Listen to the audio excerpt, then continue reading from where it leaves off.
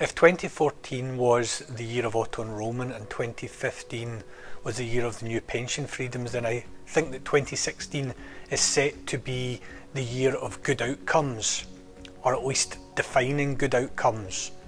Now, of course, since no two situations are identical, then defining a good outcome is not straightforward.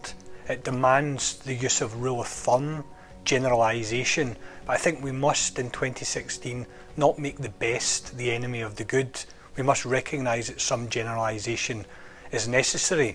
For the last decade, the Pensions Commission's calculations around replacement income in retirement have held the field.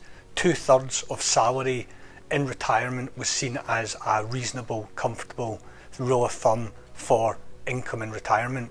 But actually, most recently, the Institute for Fiscal Studies has questioned that metric, both in terms of the arbitrariness of such replacement rate calculations, but more specifically around the different variables that must be taken into account, whether that's lifestyle and geography, the different cost of living in different parts of the country, or other assets, financial assets held by individuals. They must be taken into account when trying to assess a reasonable, good outcome replacement rate of income for a decent retirement.